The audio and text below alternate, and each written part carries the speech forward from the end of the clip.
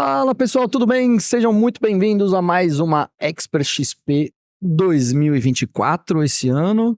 Estou aqui ao lado da querida Marta Matsumura, mas esse lado aqui tá um pouco mais fraco, né? Eu só puxei essa introdução porque a pessoa VIP, que aliás está com uma pulseira VIP aqui, por favor, mostre a nossa pulseira e quem manda aqui realmente nesse estúdio aqui. Quem manda nesse canal, nesse estúdio, nesse negócio todo aqui? É alguém VIP, né? Pô, só pode. Tá bom, galera, a gente começa aqui nossa conversa de hoje com duas pessoas fantásticas no mercado financeiro, tanto o IDEC quanto a Marta, já ensinaram milhares de pessoas exatamente como operar e como trabalhar o mercado de uma maneira bem sensata. Vai ser uma conversa bem legal, tô bem feliz, né? Stormer, estamos muito felizes aqui, né, Martinha? Estamos animados para falar, porque é bom que o papo aqui fica livre, a gente passeia nos assuntos que a gente gosta, inclusive a gente comenta as coisas que a gente não curte muito, né, em questão de operação, de análise e tal. Eu só não sei você, mas toda vez que eu gravo com o Stormer, eu me sinto um pouco inferior, assim. Beto, Porque, normal, né? Pô, cara, é um nível tão... Eu vou te falar, Stormer, eu até comentei isso outro dia em alguma gravação, alguma palestra. Eu acho que a melhor palestra que eu já participei na vida, falando de trade, sentado numa roda de trade, foi quando eu estive no escritório da Liberta em Porto Alegre, há um ano e meio atrás. Participou eu, você A gente foi, e o doutor... Legal, com o Bales, já Bales. Foi ano passado. Assim, fantástico. Num nível, assim, Stormer, impressionante. Eu saí de lá, de verdade, muito impressionado com a quantidade de coisas que você passou, importantes, interessantes pro trader, como ele deve sobreviver, como é que ele ganha dinheiro. Assim, diferente daquilo, eu falo com o trader todos os dias, né? 24/7, você também, a Martinha também, mas né, você trouxe tanto insight, tanta coisa boa ali, eu acho que é difícil a gente ir para uma outra tangente, assim, como é que a gente consegue desviar para ter sucesso nesse negócio aqui, né? Mas é que eu acho que assim, isso é uma coisa que a gente pode até conversar com os nossos amigos que estão nos ouvindo nesse momento. Talvez uma das coisas mais importantes que a gente realmente tenha é, digamos assim, a capacidade de perguntar para os outros. Então, quando a gente começa a perguntar para os outros, como é que tu está fazendo isso? Como é que tu está fazendo aquilo do outro? Como é que tu tem aquilo? Tu vai aprendendo. E eu vejo que a melhor maneira de a gente aprender no mercado é eu perguntar. Então eu estava ali conversando agora com o Rodrigo Cohen, perguntando, e aí, como é que tu tem feito? Como é que tem trabalhado? Tem trabalhado o BIT? Não tem trabalhado o BIT? Falo com o Ogro, e aí, Ogro, como é que tu tem feito isso? E aí tu vai pegando ideias. Muitas dessas ideias talvez até tu nem use num determinado momento, mas elas agregam conhecimento que daqui a pouco, cara, aquilo que o Ogro tinha me dito ajuda, aquilo que o Cohen tinha me dito me ajuda, aquilo que a Marta me disse me ajuda.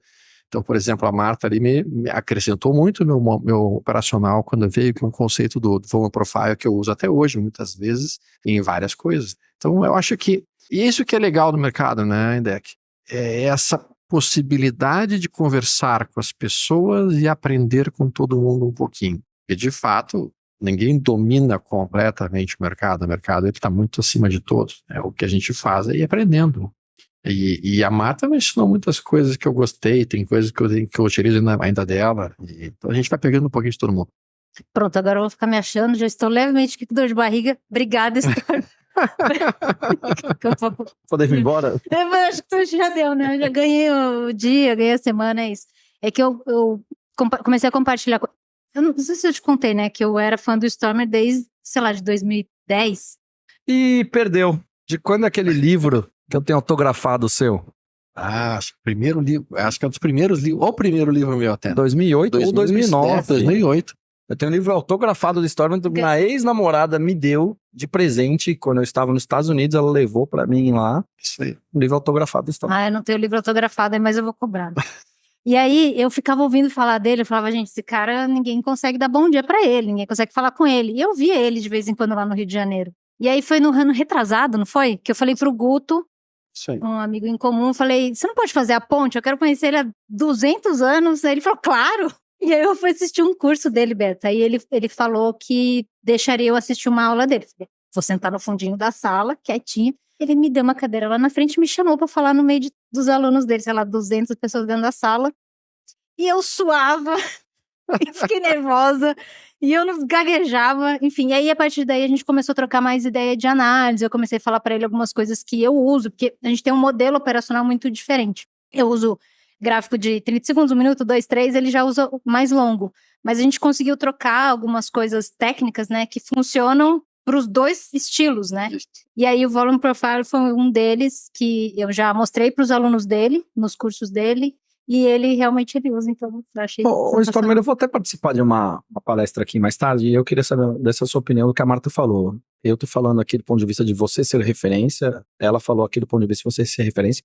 Você sabe que é mesmo dentro de toda a sua humildade, o tempo que você tem de mercado, etc. Como é que você lida com essa responsabilidade de ser referência dentro desse mercado de traders? Cara, essa é uma pergunta difícil, sabe, Andek? Porque, na verdade, especialmente hoje, que muitas vezes eles pegam algumas falas suas e cortam elas, às vezes tiram até do contexto, tu tens que ter um cuidado gigantesco naquilo que tu fala e na forma como tu fala. Porque muitas vezes tu fala, cara, eu acho que esse ativo vai para determinada direção. O pessoal pega aquilo como verdade absoluta e inatacável e muitas vezes tomam até decisões muito intempestivas em cima daquilo. Então, sim, sempre que tu conversa com um público grande, que tu não sabe qual que é o nível de compreensão do mercado daquele público, algumas pessoas vão entender muita coisa, outras não vão ser tão experientes assim, tu tens que ter muita cautela naquilo que é dito. E às vezes a gente até se empolgando, a gente se passa um pouco.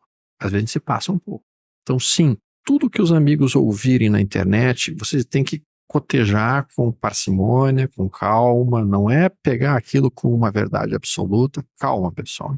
Vocês podem pegar alguns conceitos, vocês testem esses conceitos. Eu acho que isso é o mais importante de fato. Mas é difícil, sim. É difícil. Você tem a obrigação para acertar 100% daquilo que você fala, né? Pois é. O que a gente sabe que é impossível, né? Não tem ninguém que acerte. Ontem eu fui almoçar, aniversário de um amigo, aí um cara lá falou, não, eu tava numa palestra sua, muitos anos atrás e tal, você falou que não era pra comprar via varejo, pô, se eu tivesse comprado eu teria ficado rico, porque eu teria vendido lá no topo. Eu falei, pô, se você tivesse segurado até hoje, você tava pobre. Isso. Então assim, e a pessoa ainda tem isso, né, ela seleciona o tempo que ela quer pra te macetar, né? Sim.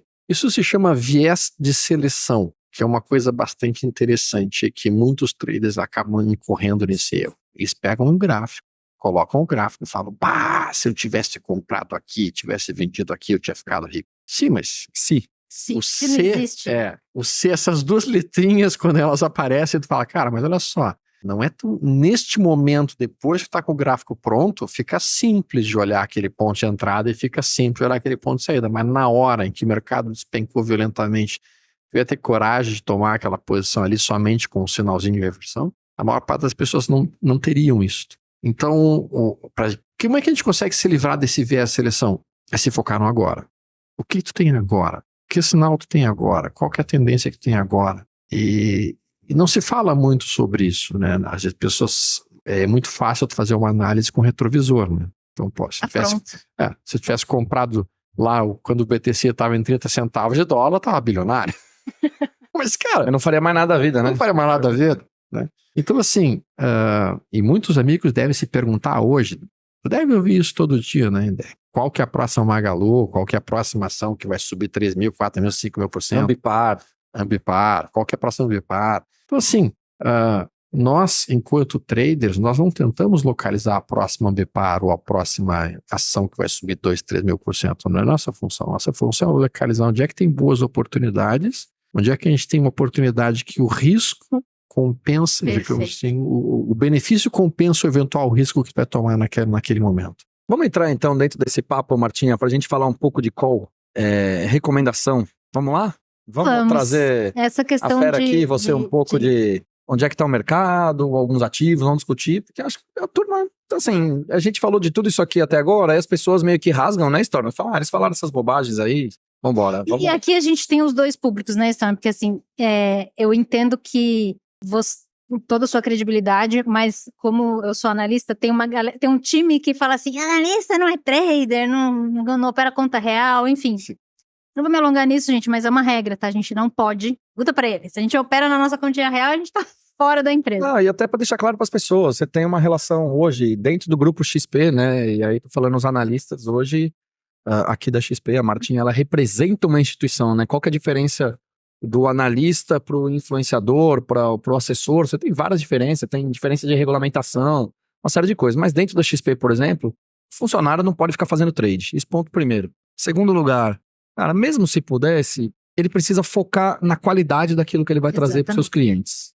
Então, assim, se ele ficar focando e ficar fazendo day trade, ele não vai trabalhar. Não vai trabalhar. Exatamente. Então, assim, você tem algumas consequências disso que as pessoas sempre perguntam e falam, mas você não trada, né? Não sei o quê. Pô, como que você quer que eu faça? Você mas quer a que eu gente- largue a minha profissão, o meu trabalho, vou viver de trade? E pra ficar mostrando pros outros, não faz Pra sentido. ir mostrar boleta pros outros? Pô, pelo amor de Deus. Mas a gente tem uma responsabilidade fiduciária que não dá pra dizer que é uma responsabilidade menor do que gerir o seu próprio dinheiro, porque a gente está influenciando muita gente a tomar decisão e tomar risco, literalmente. Então, isso que você acabou de falar, eu acho que é o resumo mais perfeito que tem. É a relação entre o risco e o retorno, né? O risco, ele é inerente, ele tá lá de qualquer jeito, né? A possibilidade do retorno é que vai determinar se a pessoa vai falar, ok, eu aceito pagar o ingresso ali para ver essa operação, né?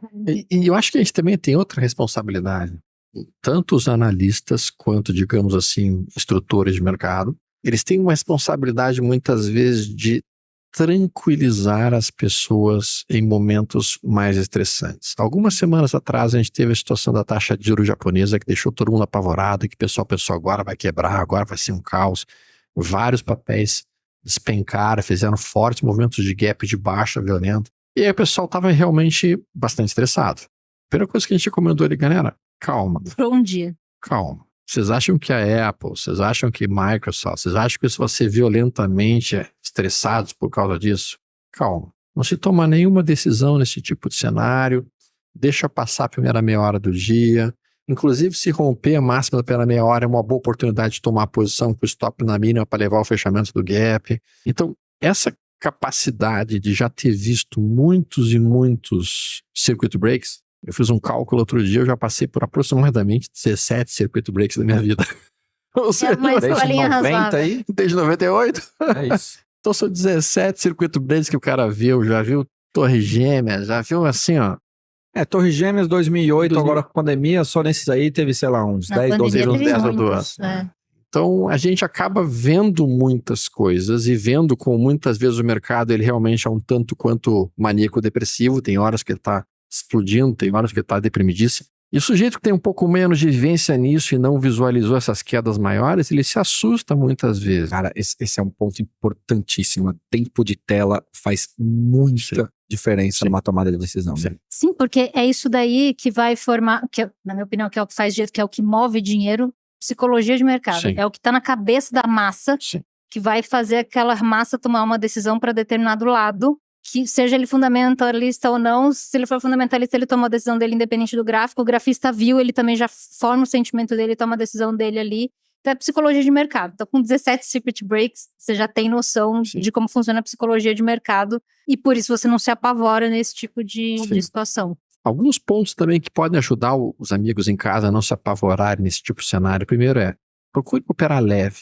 porque se tu está muito alavancado, não tem como tu não te apavorar. Se tu está muito alavancado, tu está botando muito mais dinheiro do que tem na mão. E tem um livro em deck, Marta, que eu acho fantástico da maior parte das pessoas lerem, porque é um livro que ele explica o comportamento psicológico do gráfico. Então ele explica por que se forma uma tendência de alta, por que se forma uma tendência de baixa, por que se forma uma reversão de mercado. O livro foi escrito, acho que em 2006, 2007. O nome do autor é Lars Tvede e é Psychology of Financial Markets, que seria a psicologia do mercado financeiro. Fantástico livro, tu começa a entender por que se formam os topos e fundos ascendentes, por que se formam os topos e fundos ascendentes, por que se forma a reversão de mercado.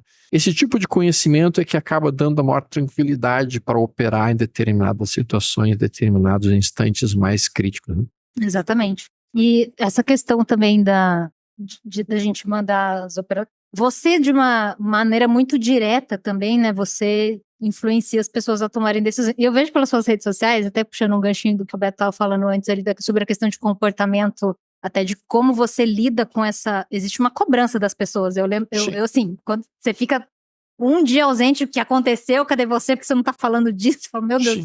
Sim. É bizarro. Como que você faz pra... Não é com a massa, tô perguntando você com você. Como é que fica a tua psicologia tendo que tomar as tuas decisões, sabendo que você vai influenciar outras pessoas naquilo que você vai falar, entendendo que você tem uma capacidade financeira que a grande maioria não tem? A perguntinha é horrível. É uma pergunta difícil, mas vamos responder isso de uma maneira que seja, digamos assim, bem direta. Todas as condutas que eu tento fazer e tudo o que eu tento fazer, basicamente, sempre é com a seguinte premissa. Se a minha filha me visse fazendo isso, ela teria orgulho ou ela teria rejeição daquilo que eu estou fazendo. Se eu for fazer alguma coisa... Resposta pesada, hein? Sim, Que régua, porque a minha régua é essa. régua. Quando tem uma régua dessas, todos os teus comportamentos passam a imediatamente serem mensurados de um nível, cara, não posso fazer isso, não posso recomendar ou falar para uma pessoa fazer isso se eu não faria isso, ou se eu teria vergonha de fazer isso na frente da minha filha. Então, quando a gente pensa isso, todas as coisas que eu faço durante o trading, eu estou pensando, ok, esse é um trade que eu faria, qual é o modelo que esse trade estaria, digamos assim, sendo executado agora? Onde é que eu colocaria meu stop? Onde é que eu colocaria meu risco? E toda vez que eu falo, olha, esse é um trade que dentro do meu modelo, eu operaria esse papel por essa posição aqui, com esse stop aqui, com esse alvo aqui, não estou dizendo para vocês fazerem, eu estou apenas exemplificando o que eu faria. Uhum. Porque eu entendo que dessa forma, em todos os estudos que eu fiz, o nível de acerto é esse, o nível de falha é esse, eu trabalho muito no modelo estatístico, que busca entender realmente os movimentos se repetindo ao longo do tempo. Então, cara, essa estatística aqui me interessa, essa estatística aqui não me interessa. Ô, Stormer, entrando, só um segundinho, Marcelo, só para dar um exemplo aqui adicional no que você está falando. Na XP a gente costuma fazer muitos cafés da manhã, pelo menos um café da manhã por mês com clientes, operando, com analista, com influenciadores. E a turma gosta muito de ir, acho que muito mais pelo networking, o aprendizado que você Claro. tem ali. Acho que é legal pra caramba, né? Eu particularmente gosto e vejo que as pessoas que estão lá gostam e aproveitam muito aquele momento. Só que a turma quer clicar, né? Mesmo o analista falando, olha só, turma, eu não recomendo nada aqui, não precisa entrar. Acho que a Martinha pode contar experiências dela também, porque ela participou recente desses cafés da manhã. E uma certa vez tinha um rapaz, 35 anos, casado, a esposa também trader. Ele, em geral, ele era perdedor consistente. E ele tem 2 filhos pequenos, os 2 filhos com alguns pequenos problemas físicos. E ele estava me contando um pouco a história e, de repente, no meio ali daquele café da manhã, ele abre uma boleta de 495 contratos. Nossa. Vendendo. Nossa. Índice. E aí, o analista falou, cara, não tem nada aqui, não sei o que você tá vendendo. E o mercado começou a subir. Bateu mais ou menos uns 20 pau de prejuízo para ele. E ele não estopou. E aí o mercado começou a descer. E aí ele começou a ficar mais feliz, um pouco mais tranquilo também, por razões óbvias. E aí eu falei, bom, agora que tá aqui, onde é que você vai colocar seu stop? Pra zerar essa operação no ganho. Vou colocar aqui, nesse ponto. O mercado foi descendo, sabe o que ele fez? Ele puxou o stop mais para baixo. Eu falei, olha só, você tava me contando alguns desafios que você tem dentro da sua família. E olha o que você fez agora. Você não é um trader, você é um jogador. Você é um viciado, mas muito mais um jogador. Sim. Assim, eu descobri que recente ele saiu do mercado. Óbvio, né? Se ele tá lá com a gente já ele fazendo isso, inclusive tinha uma pessoa do risco que tava atrás de mim e falei, você quer conversar com essa pessoa do risco aqui? Ele pode colocar um número de contratos menor para você. Se eu opera com 20, 25, Isso.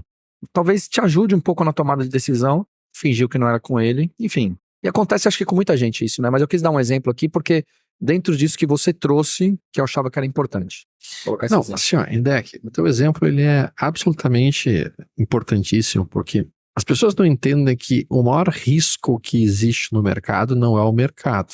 O maior risco que existe no mercado somos nós mesmos. Porque o fato é que à medida em que você vai ficando literalmente viciado por apertar compra, vende, compra, vende, compra, vende, e os números vão passando na frente da sua tela, aquilo literalmente se torna um número, digamos assim, uma ficção. Tu não consegue muitas vezes nem mensurar o tamanho da posição. Eu lembro que em 2003, 2004, na época que existia a Telegang, que era base, os amigos não devem se lembrar, os mais novos não se lembrar, mas em 2003, 2004, 2005, não existia opções de Petrobras, de Vale, não tinha opções. O que negociado era Telemar. Eram opções de Telemar. TNLP 4. Então, naquela época, eu passei a ser day trader de opções de Telemar. Eu ficava operando gráfico de 5 minutos, 10 já minutos, fiz isso com a GX. Tinha liquidez? Caçadinha, nossa. Imagina, era a liquidez de uma Petrobras e uma Vale, de opções de Petrobras e Vale reunidas num único ativo. Então era muito líquido de fato. E eu ficava caçando centavos. Cara, aí um determinado dia eu fiz, em 5 minutos o cara faz 15 mil reais, daqui a pouco em 5 minutos ele perde 9, daqui a pouco em 15 ele faz 20, e eu fui aumentando a quantidade de opções. Daqui a pouco em 10 minutos eu fiz lá 30 mil reais, até que chegou num nível em que em 3 minutos eu perdi 29 mil reais.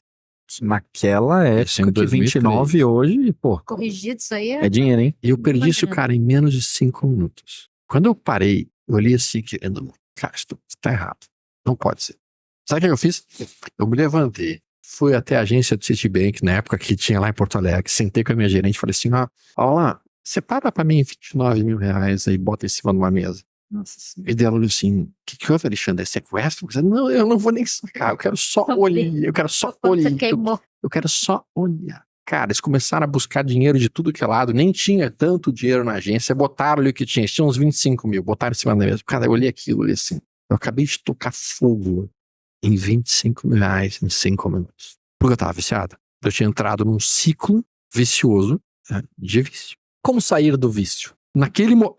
Com terapia de choque. A única maneira de você sair de um processo em que você está embotado, que você entrou dentro de uma situação, de uma armadilha como essa, cara, é tomar um choque na cara. Tipo assim, cara, o que eu consigo fazer com 25 mil reais?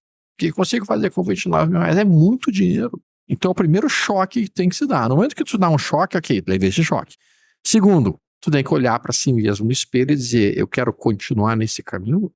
Eu quero continuar trilhando isso que vai me levar sem dúvida alguma, para miséria, para destruição? Ou eu não quero? Não quero. Ou se tu não quer, então tu vai ter que tomar medidas que vão ser dolorosas. Vai ter que começar a impor regras de limite de risco. Vai começar a pôr regras de quanto que tu pode fazer e de quanto que tu não pode fazer. Tu vai ter que ter registros meticulosos de tudo que tu faz.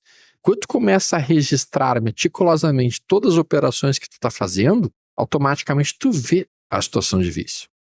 Sabe como é que o médico diagnostica um cara que é alcoólatra? Ele chega pro paciente e fala, cara, pega essa agenda aqui e anota tudo que tu beber a semana inteira e traz aqui pra mim daqui a 2 semanas. O cara anota o primeiro dia, tomei aqui 1 litro de uísque, no segundo dia tomei meia garrafa de vinho, no terceiro dia tomei mais isso aqui, no quarto dia ele olha aquele registro e fala, cara, já bebi tudo isso?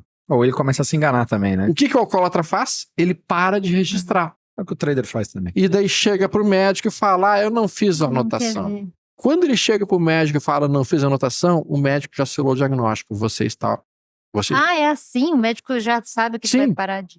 O médico não precisa ver o registro. Agora, se o cara conseguiu registrar tudo, se o cara conseguiu registrar tudo e mostra pro médico, então tu não tá viciado ainda. Tu sabe que um trader é viciado quando ele não tem registro. Posso dar um outro exemplo? Claro. Essa semana fui jantar com um cliente, ganhador consistente. Vive de trade, ganha dinheiro, abriu várias empresas já, tá colocando a família para trabalhar em franquias, etc. Super louvável, maravilhoso. Eu perguntei para ele, você não tem mais dia de fúria, né? Ele falou, cara, eu tive recente, eu perdi 260 pau no dia. Eu falei, e como é que foi a sua reação a isso? O que você fez? Ele falou, olha, a melhor coisa que eu fiz na minha vida como profissional foi ter aberto estas empresas e poder estar na economia real. Porque quando eu dou 300, 500 reais de aumento de salário para um funcionário, o cara vem me agradecer quase chorando. Então assim, é inadmissível eu perder um valor como eu perdi. E eu senti na pele, parei, fui tirar uns dias do interior, fui me isolar sozinho, fui pensar na cagada que eu tinha feito e voltei. Ou seja, no dia seguinte não tradei, nos outros dias não tradei, fui voltar a tradar na semana seguinte, para dar um descanso para minha cabeça. Gostei muito desse exemplo dele. Eu acho que cada pessoa vai ter uma forma de atuar. Algumas pessoas precisam desse tempo de assimilar o erro que foi feito e com isso corrigir o erro, né? Outras pessoas pode acontecer exatamente comigo. Eu lembro que numa imersão, um treinamento que eu passo 5 dias operando um capital meu na frente das pessoas. E aí, durante essa imersão, a gente tem uma meta da semana, vai ser tal. Passou o primeiro dia da semana, segunda-feira, no primeiro dia da semana eu estava com a meta da semana batida. Todos os trades, foram aqueles dias raros em que todos os trades que o cara abriu deu certo. Tudo que eu estava fazendo deu certo. Segundo dia, de novo, todos os trades deram certo. Sobe na cabeça pra caramba. E aí assim, eu cheguei na quarta-feira de manhã dizendo assim, galera, hoje eu não preciso nem mais operar, porque eu tô com o dobro da minha meta da semana batida. Eu vou operar super leve hoje, aqui, só para fazer alguns exemplos das operações que eu estarei mostrando aqui para vocês. Aí o mercado fez um movimento lindo, se aproximou de uma zona fantástica de compra. Eu olhei assim, pá, galera, aqui é um ponto fantástico de tomar de posição. Quer saber? É um convite, né? Aqui, na boa, aqui tá se oferecendo, não posso fazer nada. E eu peguei, toquei ele em uma posição forte, quantidade de contratos até acima do que era o meu manejo de risco normal, porque eu estava explicando para eles que de tempos em tempos tem alguns momentos que o cara tem que bater um pouco mais forte mesmo, tem alguns momentos que o cara tem que ser um pouco mais agressivo, e aquele é o momento para isso. Eu fiz. No que eu fiz a operação, entrou um amigo meu, William Marks, que é um excelente trader também. Ele entrou ali e disse assim, olha, pai, Storm, eu não tinha feito esse trade aí não. E aí tinha um outro aluno também muito bom em fluxo, e assim, tá entrando um fluxo vendedor violento, Storm. E eu, será que eu alfaciei aqui? Será que eu dei uma capivarada aqui? Será que eu fiz alguma burrice aqui? Fiquei pensando, e realmente o mercado veio, não chegou perto, não chegou no meu stop, faltou 5 pontos no meu stop, e eu, quer saber, eu vou virar a mão. Virei a mão. No que eu virei a mão, quantidade igual de contratos, o mercado foi pra cima. Uaf! Cara, acho que em 5 minutos, questão de poucos minutos, o meu lucro da semana evaporou e eu tava num prejuízo já de uns 20 pau. Eu fechei o trade, ficou aquele silêncio na sala. Um aluno lá no fundo falou assim... Na frente dos outros ainda, né? Um aluno lá no fundo falou assim, graças a Deus! Eu falei assim... Você é humano. Graças a Deus... Porra, que bom que tu errou, Storm, porque, porra, tinha que fazer nada, que bom que tu perdeu. Eu olhei assim, porra, não precisava ter perdido assim, né? Aí eu cheguei em casa e aí sempre no hotel, né? Aí a minha filha mandou uma mensagem, e aí, Papos, como é que foi o treinamento? Eu falei, pá, hoje eu mandei muito mal, hoje eu fiz um erro imperdoável de método, tô muito, muito indignado comigo, a perda financeira foi feia, tô incomodado. Cara, a Carol mandou só um meme pra mim, na verdade um post dizendo a seguinte frase, não importa como tu tá te sentindo, não importa, te levanta, te veste e vai fazer o que tu sabe fazer. Ponto. Passou, né? No fim das contas já passou. Aí eu olhei aquilo de manhã cedo e falei, cara, quer saber? Eu sei fazer essa merda. Eu vou operar e vou fazer o que tem que ser feito. Aí no dia seguinte, pessoal, bom dia, Tomás Cetal. Fomos operando o dia inteiro. Terminamos o dia, recuperamos todo o prejuízo que estava no lucro. Porque aquela frase, até hoje, ela me centra. É uma frase que me deixa centrado. Não interessa como tá te sentindo. Tá dodói, tá machucadinho, tá tristinho. Cara, deixa de bobagem. Te foca naquilo que tu sabe fazer.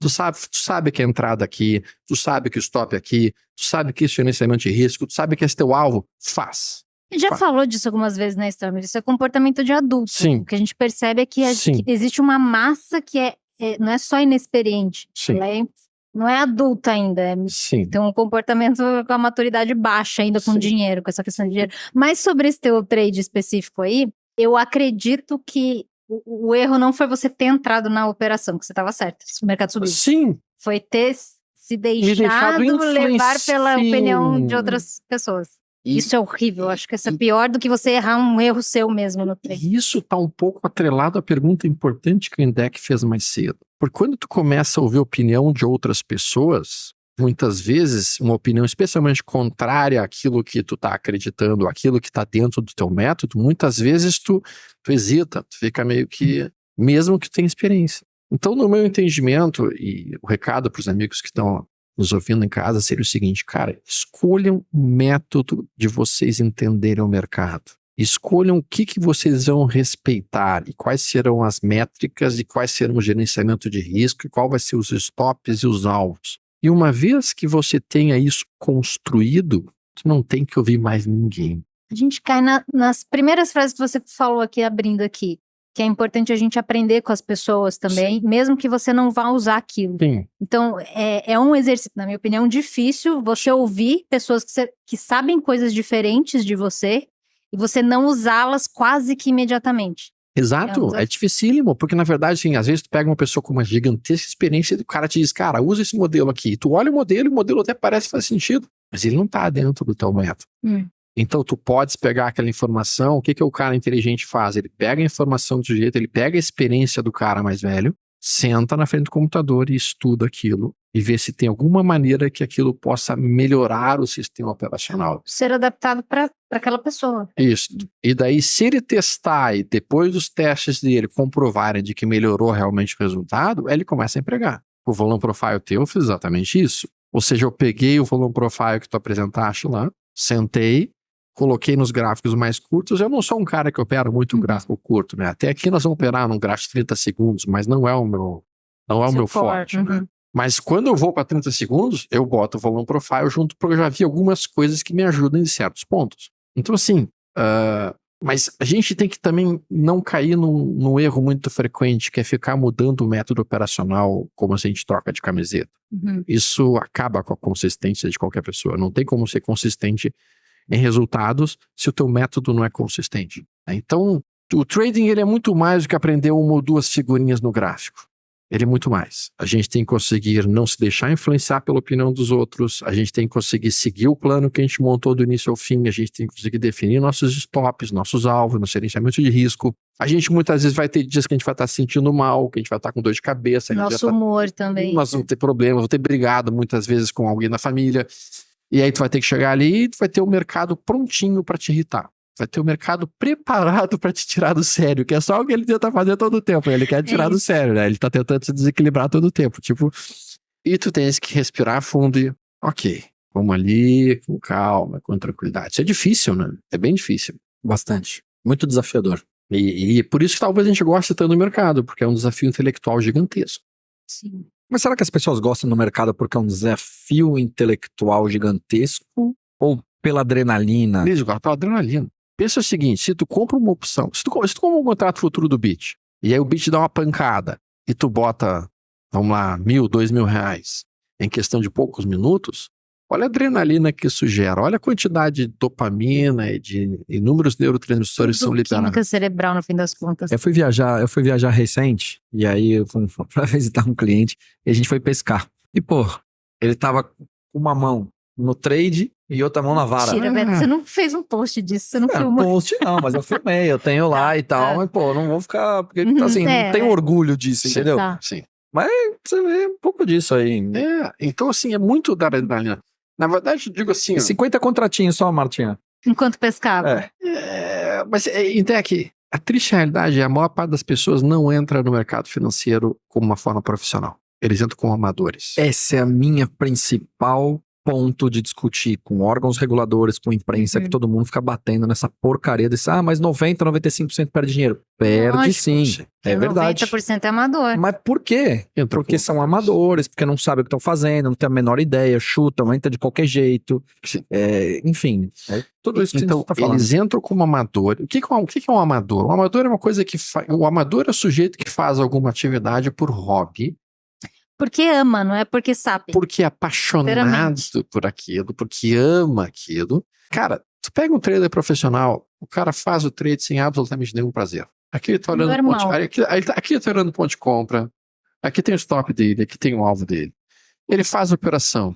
Se foi pro ganho, deu ganho. Foi stop, deu stop. Ele não tem... Posso dar um exemplo estúpido nisso que você tá falando? E fique claro que é um exemplo estúpido, tá? Entre diferença de amador e profissional. Eu faço coleção de camisa do São Paulo Futebol Clube. Hoje eu devo ter umas 250 mais ou menos. Eu converso com caras que são colecionadores das antigas e o nível de conhecimento deles é enorme sobre pequenos detalhes das camisas. Sim. Muitas vezes tem um monte de gente me engambelando ali, eu devo ter comprado um monte de camiseta pagando caro pra caramba, que o cara falando... Por quê? Porque eu sou um colecionador amador. Os caras são colecionadores profissionais. Ou seja, todas as profissões, em tudo você vai ter isso. Né? Assim como eu sei, quando eu estou discutindo, não sobre trade especificamente, mas sobre produto, sobre ambiente corporativo, sobre a XP, pô, eu convivo aquilo lá, eu respiro aquilo lá há quase 15 anos. Pô, eu vou saber se a pessoa está falando besteira ou não, né? Sim. Então, eu acho que é tudo na vida um pouco disso.